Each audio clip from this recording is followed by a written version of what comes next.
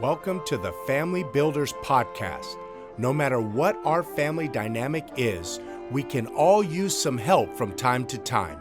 Our hope and prayer is that this podcast is a help and a blessing to you each and every week.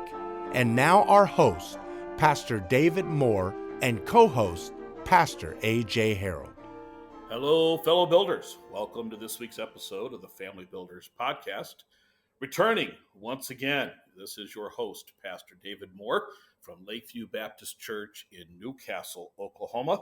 And I'm so thankful for last week, Brother Harold, my co-host, filling in as we are trying to work through some scheduling issues and things, as he mentioned in his broadcast.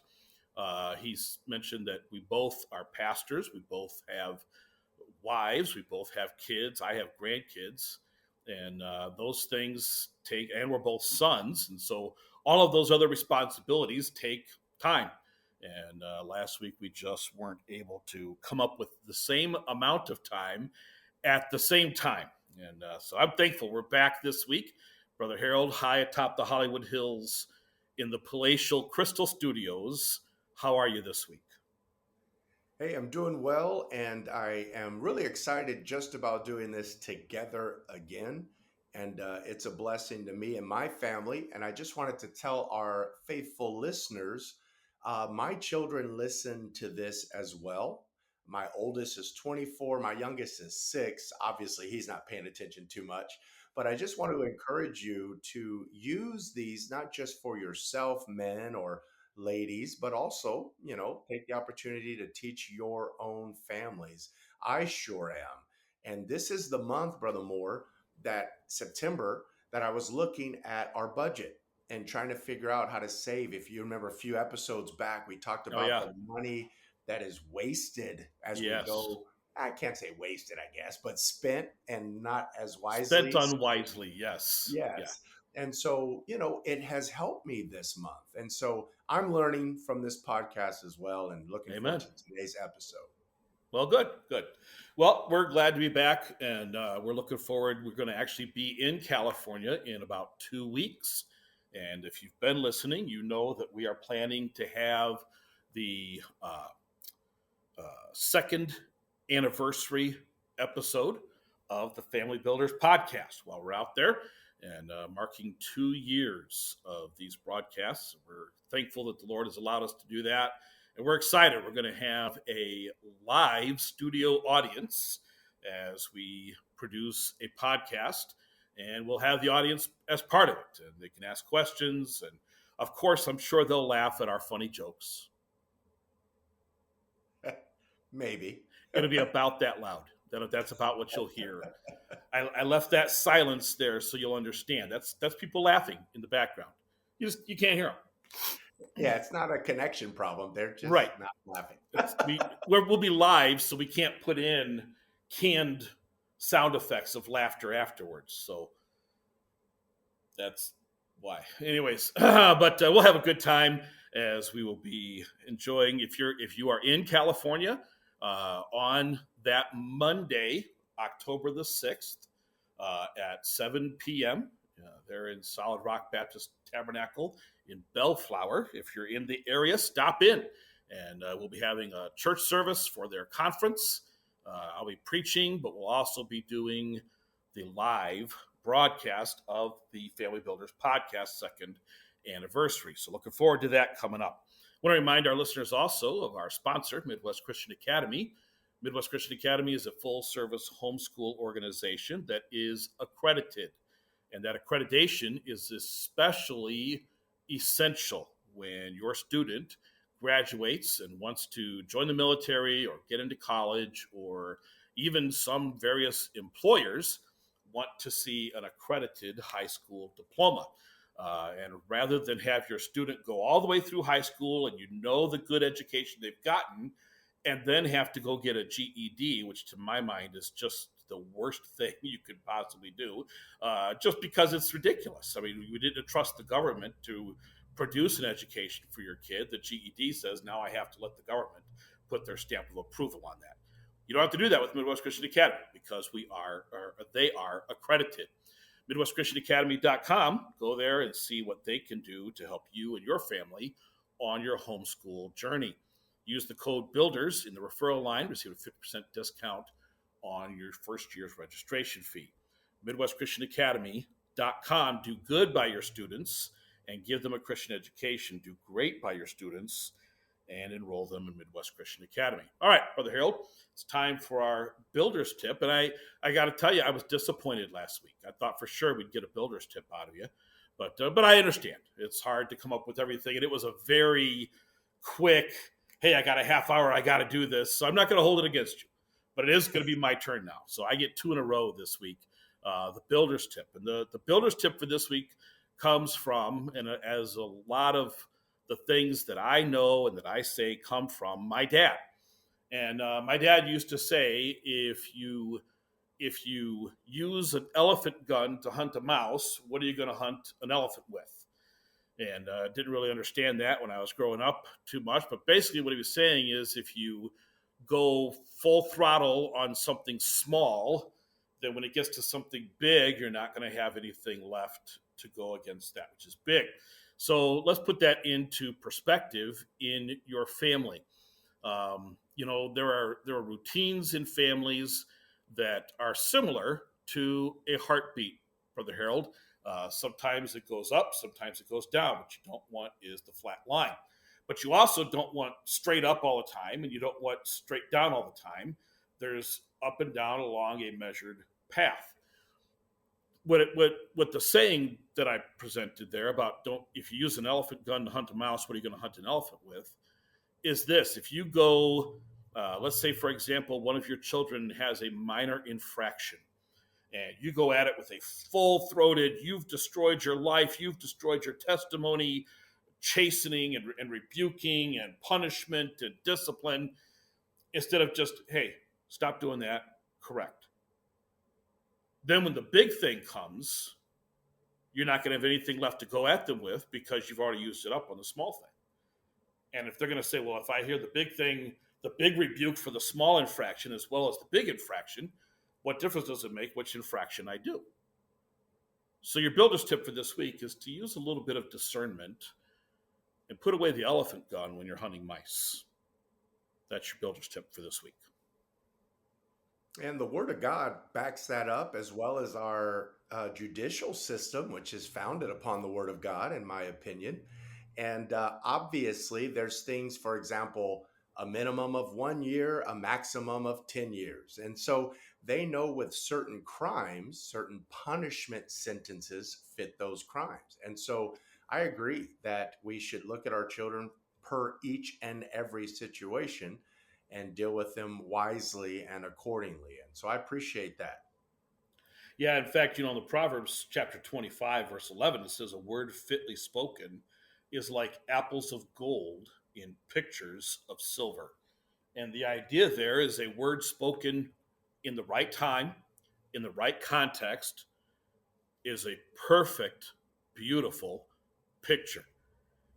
Too many words would destroy the picture. Just like if you had a picture that had too much stuff cluttering it up, it would ruin the simplicity of the beauty of the picture. If you had a picture without the right things in it, it would ruin the beauty of the picture. So a word fitly spoken is like a beautiful picture, apples of gold in pictures of silver. All right, well, let's get down to our topic this week, Brother Harold. And it's been a couple weeks. You guys have been super busy this month. You were traveling up until the beginning of this month, right? You got home right about September 1st, wasn't it? Yeah, a day or two before, but right there, right in that window. And then you began something that made me question whether or not you had lost your sanity on that long road trip. 30 straight days of church services where you preach every single day and you do a service every single day and you have songs every single day. And for those of you who don't know, it's anywhere from 30 minutes to 3 hours to get from the Herald's house to their church. Is that accurate? Pretty accurate. Yeah. Thankfully, not too many times it's 3 hours, but we've Not seen too many some times things. it's 30 minutes either. No. I've made that trip, and yeah, you can't allow too much time. You just can't. But so that long trip to church and the long trip back home every day for 30 days, but you're seeing spiritual blessings from it, right? Absolutely, yes. In your family as well as in the church, and most importantly, you're seeing obedience to the Lord. I'm assuming, right? You Yes, we said this are. is what God was laying on your heart to do, and so you're seeing the fruit of that obedience, and that's a great thing to see. And I point that out because I want our family builders to know that sometimes God asks us to do things that are hard. Sometimes we have to go through difficult circumstances. Sometimes we go through great circumstances, but it's still hard, right? Right. I mean, it's hard things are worth doing, and they're worth doing not just because they're hard. They're worth doing because God has laid it on our heart to do. Brother Harold, something I have never had any interest in is mountain climbing. Have you Yeah. ever wanted to go mountain climbing? We're friends, Brother Moore. We are absolutely friends. That would be one of the things we agree on. No interest whatsoever, right? A couple of city boys, and my understanding is, especially the real high mountains, it gets pretty cold up there. Yeah. You know, Yeah. I was reading a couple articles. I don't know why, but this week, for some reason, something piqued my interest. Do you get it? Yeah. It, listeners, maybe you couldn't hear me. It piqued my interest. He's definitely a dad and a grandpa. If we don't have some, we're pausing here because I know at home there's this raucous laughter as you and your families are sitting around listening. And so I'll give it a minute to settle down. We should have a little elevator music. Yeah. All right. Well, you should probably be settled down with the laughing now. But yes, something that got me interested in reading these articles about people climbing Mount Everest. Mount Everest, I don't know if it's the tallest mountain in the world, but it seems to be like the biggest one. You know, there's even sayings like, "This thing is my Everest," right? It's the biggest challenge that I can accomplish. And I was reading this stuff about people climbing Mount Everest and the training that they have. You know, you don't just show up in Nepal and say, "Yeah, I'm here to climb Mount Everest." No, you're not even allowed to go up there. Not even allowed to go high enough to get to what they call base camp. You can't even get to the starting line if you just showed up. You have to have trained. You have to have a license Hmm. to climb Mount Everest. You can't just go do it. You got to pay the government for the right to do it. Of course. Why wouldn't you? Right? I mean, if you got a mountain, you might as well charge people to climb it. Right? And so there's all these things about climbing Mount Everest. And Brother Harold, I don't know if you know this. This blows my mind. The trail, there's a regular trail people take from base camp to what they call the summit, the top part where you stand and you try to get a picture before your phone explodes from the cold, and you know, to show, hey, look at me, I'm literally on top of the entire world. And that trail is marked by dead bodies. Now, I hope this is not, as far as I know, I don't know anybody in the realm of which, you know, that would listen to Family Builders, that would have a relative or a friend that's up still on Mount Everest. If you are, I do not mean this to be disrespectful, but why in the world would someone go and try to climb a mountain that the trail is marked with the dead bodies of people who also tried and did not succeed? I I don't get that. I like a good challenge, but to me, a good challenge is staying up past 10:30. Uh, for me, a good challenge is uh, walking straight when my back is hurting. You know, climbing the tallest mountain in the world or one of the tallest mountains in the world to me is not just seeking a challenge. There are people though, Brother Harold, that's their life. They want a challenge. They Yeah. want to constantly be pushed. They want the to do the hard thing. And look, you can get a lot of reward out of doing the hard thing, but you know what else you can get a lot of reward from is doing the easy thing that is the obedient thing. Parents, you need to teach your kids to do the obedient thing. Husbands and wives, help your spouse to do the obedient thing. The obedient thing, that's what produces great fruit. Brother Harold, I don't know, maybe I'm just getting old, but I'm more interested now in seeing obedience than I am in seeing supposed greatness. Well, you talk about not choosing to do the hard thing, but do the obedient thing. And my mind runs right to his yoke is easy and his burden is light. You're still yoked up. You still have a burden. There's still a job to do, but it's far better being obedient. In fact, as a child, and I've taught my children that song, Oh Obedience, yeah. obedience is the very best way to show that you believe. And Absolutely. obviously, sometimes being obedient is the hard thing. But why would you choose the hard thing and disobey?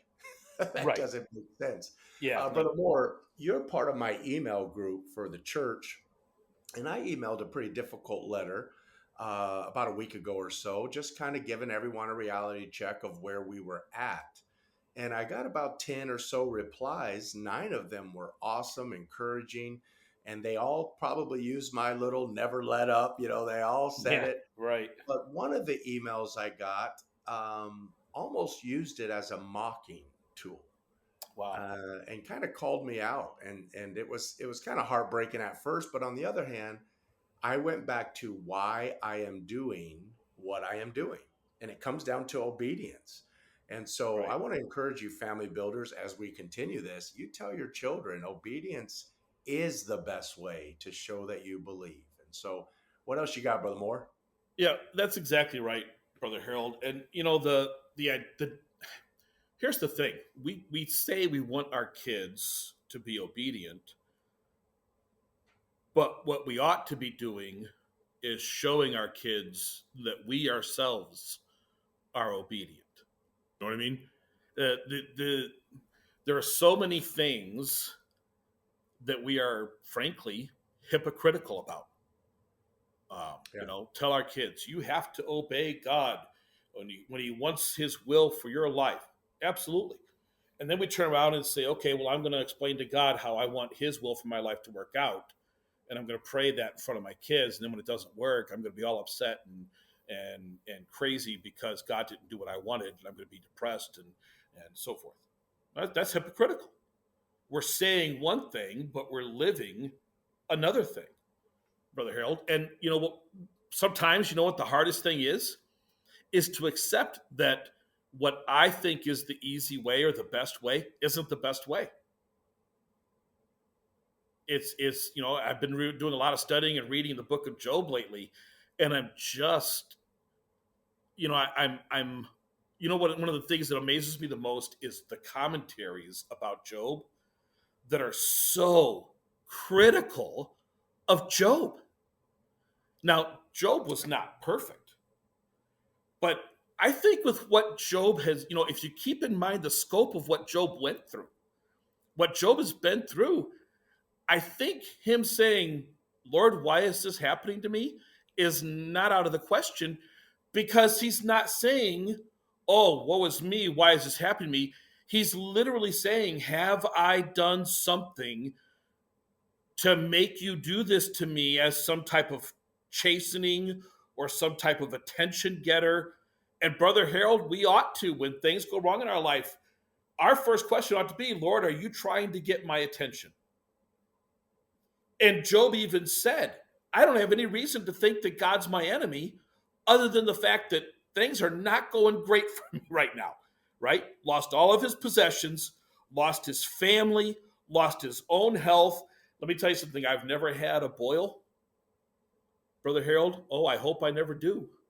Yeah, right. But if I ever do, I hope I never get covered head to toe with boils and then Yeah. have to take broken pieces of pottery and scrape those boils. Ugh. I mean, you want to talk about going through a rough time. And yet all these commentaries are like, well, here, Job should not have been questioning God. Excuse me? Right, right. I don't think Job was questioning God. I think Job was saying literally, please stop with the judging and show me what I need to do to be right. Job was laying himself bare before God in humility. Now, that's a hard thing to do, Brother Harold, but boy, that is the most obedient thing to do. And if the answer from God comes back, no, you're good, I just need you in this state of absolute despair right now, then be obedient.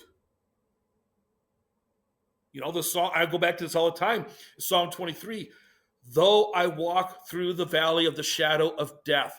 So help me, Brother Harold. If that was written today, the psalmist would say something like this: if I even see the valley of the shadow of death on the horizon, Lord, you better get me out of it.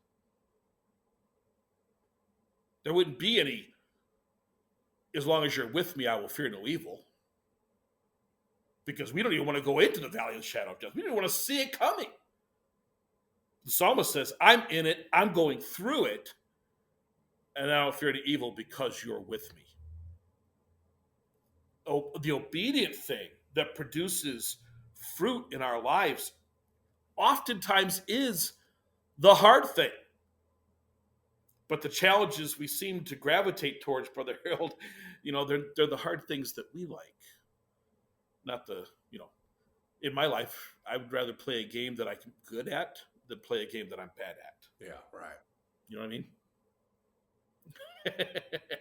One that I've won at before, and I'm like, yeah, I can handle this. I think it's probably human nature, don't you? Yeah. But you know, listeners, I don't think human nature is what we ought to be striving for. In my study, I just learned a little bit deeper what that verse in Galatians talking about. It says to be not weary in well doing. And a lot of people will use 2025, you know, I'm the word nerd. They'll see weary and they think, "Oh, don't be tired." That's not what that's saying. It says, Right. Don't be weary in well doing, for in due season ye shall reap if ye faint not. The reason it's well doing is wearisome sometimes is because we're not seeing the fruit in the time we believe we should be seeing the fruit. And Right. so, in essence, on accident, maybe unintentionally, we're saying, God, what are you doing? I've done this. Where's the fruit? And the verse says, don't be weary. Doesn't mean don't be tired. You're always tired. We run Right. on tired. Yeah. It means don't quit. Keep on laboring. Don't be weary in well doing. For in due season, well, when is due season? When God says so. In due Exactly. season, ye shall reap. That's a promise if we faint not. And so we have no right to choose this, that, and the other. Let's just trust and obey. I think that's the title of this episode. Trust and Just obey. That's a trust good and one. obey. Yeah, I love that song. It's a great song. The thing when it comes to building our family. Now let's put the application in here. When it comes to building our families, so we trust God. You know, let's look at some areas where we can trust God that would maybe be counterintuitive to trusting ourselves. Brother Harold, you know, just the idea of having a family.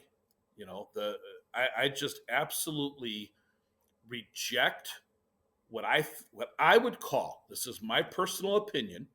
If you disagree with this, that's okay. We can still be friends. Brother Harold and I were talking before the podcast today about how we're friends, but we disagree with each other on things. We don't have to have ideological purity to remain friends. But in my opinion, it is the world's mindset to say, I'm not sure if we should have a family. If you have a husband and wife, and they're and everything being equal, health wise, ministry wise, everything being just ordinary, I believe myself that Christians need to get married and have kids. And there's room for interpretation on how many kids. My wife and I had 5 kids. Brother Harold and his wife have like 127 kids, somewhere in that range, right? Probably feels like that some days, right? No, they have 12 kids, and neither one's wrong, neither one's right, except that both were right for each of us, right? And if Right. God chooses to give you 1 kid or 2 kids or 5 kids or 12 kids, that's up to the Lord. And there's common sense involved. If God's called you, Brother Harold, I remember we had a missionary one time who was called to Japan, and this was 30 years ago. And this missionary was called to Japan, and at the time, a gallon of milk in Japan, I remember this very distinctly, a gallon of milk in Japan at the time was $9.50. And I was, back then, milk was like 97 cents a gallon or something like that here in America. And I'm like, $9.50. And this missionary and his wife had like 14 or 15 kids. They had a huge, huge family. And I was just like, how are they? And they were on deputation. Brother Harold, they had to be 7 or 8 years that they were on deputation because they had to get so much support to go there to just to be able to support their family, because it was at the time incredibly expensive to live in Japan. So, but hey, if that's what the Lord has led you to do, you don't look at it and say, well, God led me to Japan, so I can't have kids. If God led you to Japan and gave you the kids, he's also going to give you the support to get the kids to Japan, right? I mean, I think we're on the same page there, but we're talking common sense. If you're, if there's health issues or whatever, I'm trying to be real careful, real delicate here, not to make anybody. There's so many different scenarios there. I don't want anybody to feel like I'm singling them out and say you're wrong. Okay, I guess they're going to feel that way anyway. So whatever. But my point is this: have families, and let God be the one who leads your family, and be obedient to what God is doing. And don't look at it and say, well, this is hard, I must be going the wrong direction, because the hard is not what determines whether or not you're doing right. Brother Harold, we've talked about this before. I've heard this so many times. It just bothers me when people say, well, I must be doing something wrong because things aren't working out right. Job didn't say, I must be doing something wrong because all these bad things are happening. Job said, Lord, am I doing something wrong? And if not, then I will be where you have me, even though I don't like it, and I'm asking you to relieve me of it. Christian, we have to get past this idea of, if things are going good, I must be in God's will. If things are going bad, I must not be in God's will. Man, looking back over my ministry, Brother Harold, if that was the determination, everything bad that happened, I was out of God's will. Everything good that happened, I was in God's will. I haven't been in God's will even a third of the time of my ministry. Because the ministry is a place of hard times. Now, there's some of those hard times I've made because I didn't do right. Some of those hard times other people made because they didn't do right. Some of those hard times were just times of testing and the Lord putting me where He needed me in order to be obedient. And I can say, in the hard times, as long as I was serving the Lord, as long as I was humbling myself, I was able to still accomplish what He had for me to do. Not because I was seeking hard times, but I also wasn't seeking easy times. I just wanted to be obedient. I'm reminded of a couple things real quick, and I know we're coming up against our time. But one, I often tell our family it's okay, always okay to ask God a question, but never okay to question God. Yeah.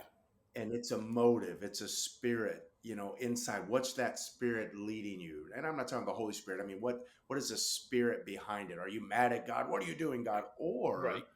Lord, search me, because if it's me, I want to, get this off of me if it's me. But if it's you, then I'm going to need your grace. And speaking of that, because Paul said your grace is sufficient, when he got saved, Saul, he was told by God, or I would say Ananias told the Lord, hey, wait a minute, Saul, do you know that guy? And God said, he's going to suffer. He doesn't even know. He's going to suffer for my name's sake. He's going to have a hard life, but it's because I'm going to get the glory through him. Right. And so it's not wise to question God, but it's unwise to not ask God questions. And so I want to encourage you. I've been told, I'll just be clear and transparent as I try to be to my church, my family, and on Peculiar Pilgrim podcast. I've been told point blank, you need to quit where you're pastoring. There's much better places to pastor, much better situations to pastor. You guys are struggling. Yeah, we've been praying for about 3 years for a family van. But I could complain about that, or I can say the Lord continually allows this van to keep running 300,000 plus now, and he just keeps it going. Why complain? I'm going to trust and obey, and I'm not going to trust my friends and family. I'm going to trust the Lord. I'm going Imagine to trust complaining about a his miracle. direction. Yeah, exactly. Perspective. Oh, that's funny. Yeah. The white whale. If you've never seen the big 15 passenger van, I call it the white whale and I do so affectionately. It's just, it's, and the reason it came about was, Brother Harold, because one day you guys got there and all of these kids came flying out and I was like, which one of them's Jonah? The whale spewing people out on the shore, right? And they were just as happy to be out of the white whale, trust As me. Jonah was to be out of his, right? Jonah, imagine complaining about a miracle, right? Yeah, Yeah. really, you were right though about what you said about questioning God. And I just want to close with this. It's a very personal story, and I've shared this before from the pulpit, but I mentioned my wife and I have 5 kids, but our sixth was a boy, and he was stillborn. Uh, my wife was about not quite 7 months, about 6.5 months along, and she went in just immediately. I mean, she left the house to come pick me up from work. I was working a secular job in addition to the church, and I was at work, and she had the car because she had all the kids, and she came to pick me up, and she had our middle son with her and our youngest son with her. And I was in the workplace, and so I called her. How you doing? I'm good. Great. Can you all come pick me up? I'm just about ready. She said, sure. About 10 minutes. 10 minutes, Brother Harold. She got to the house. I'm inside talking to my boss. My son comes running in. He's like, Dad, something's wrong with Mom. She's crying. Well, that's never good. So I told my boss, I got to go. Ran out the door, ran out to the car. I said, honey, what's wrong? She said, I don't know. Something's wrong with the baby. She said, it just hit fast. So I slid her over in the car seat, and I got into the driver's seat, drove to the hospital, and they came and took her into a delivery room, and I had my middle son and my youngest son with me, and I'm praying and I'm trying to figure out, and the nurse came out. She said, "I'll take your boys and we'll just go get a snack real quick. You need to go in and be with your wife." So I went in to be with my wife. The doctor came in, and I'll never forget his words. He said, "Your son is here, and I'm very sorry, but he didn't make it. He was dead, born, stillborn." My wife and I were, of course, immediately grieving, weeping. She had some pretty serious complications. They had to take her in for some immediate surgery. And so I was left there with my two boys. And then I had called someone from church, and they came and got my sons. And the nurse said, "Well, you can go in this closet over here. It's kind of a storage room place." And she said, "You can call whoever you need to call." And I remember she specifically said, "Maybe you want to call your pastor." And I'm standing in this storage room and I remember looking at my watch, 23 minutes. 23 minutes from the time I said, "Hey, I'm ready for you to come pick me up," and she was fine, to our child was stillborn. And now she's in surgery, and I don't know how she is. I mean, I couldn't even catch up in my mind to what had just happened. At the time, we had just started a church. Um, it was incredibly stressful. At that time, I would go to work in the morning. In the summertime, I'd gone to work in the morning. I'd worked all day. She would meet me wherever I ended up the day because I was a driver for this company. She would meet me. I would change into an umpire's uniform, and I would umpire baseball games. And when I would go to umpire the baseball game, they would pay me at the game in cash, and I would give her the cash. She would run to the store during the game and buy the groceries for our family for the next day. That's how tight it was. I always kind of joke, we were responsible for the drought that summer because we prayed, "Lord, don't let it rain, we'll die." We won't have any money to buy food with. It was incredibly stressful.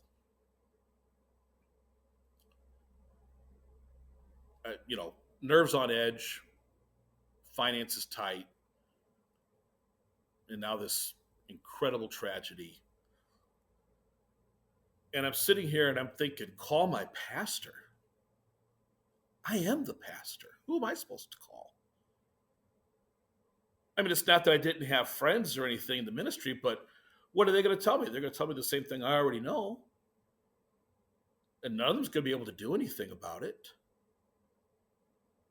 I remember standing there, this is the old flip phone days. And I looked at my phone, I'm looking through my contacts, and like, I just closed the phone and said, "I'm not calling anybody."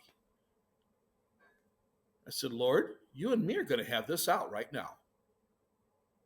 I mean, I was mad, Brother Harold. I said, "I am doing everything I can to serve you, Lord. I've not said no to anything. I uprooted my family. I moved into this place.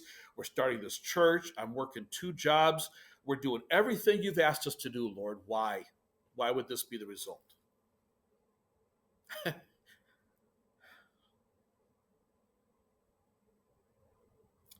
I hate that I asked that.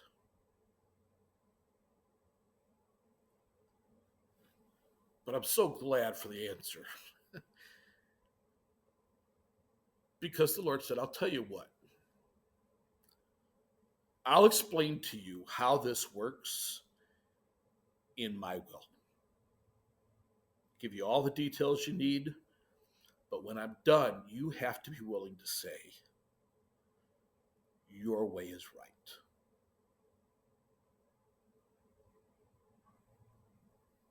So I don't think I can do that. And the Lord said, "Then how about you just trust me?"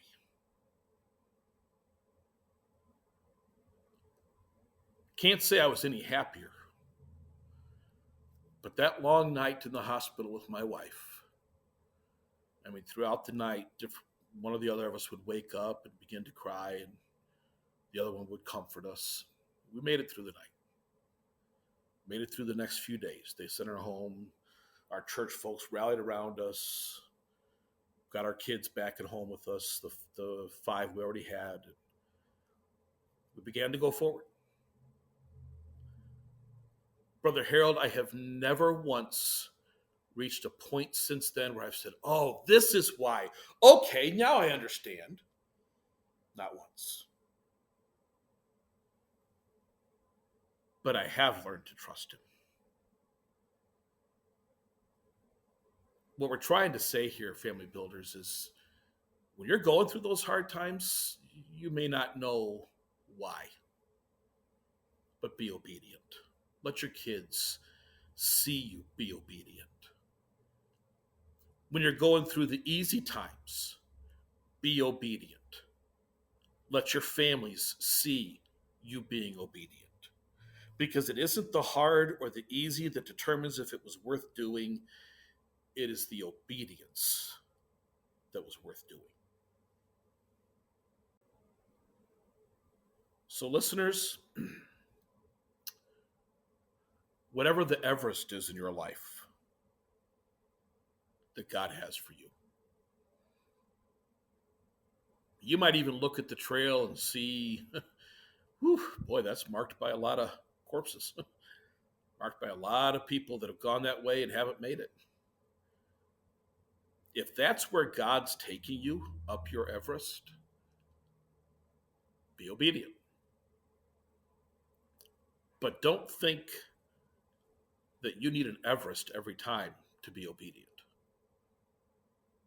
Sometimes you just need to be obedient in the day-to-day living right where God has you, building your family. Brother Harold, I think we're probably long today, but it's an important topic, and I hope it's a blessing to our listeners. I want to remind our listeners, October the 6th, which is a Monday at 7 o'clock at Solid Rock Baptist Tabernacle in Bellflower, California. We will be having a service with the Heralds, but we're also going to be recording a live broadcast of the Family Builders podcast. If you ever wanted to be part of a podcast, ever wanted to see what it was like, how it works, all of our fancy technical equipment, this is your chance. So plan to be there. Come join us. If you're coming from out of state, I'm sure the Heralds will be glad to pay for a hotel room for you. You did hear the cricket. Yeah, I did. Yeah.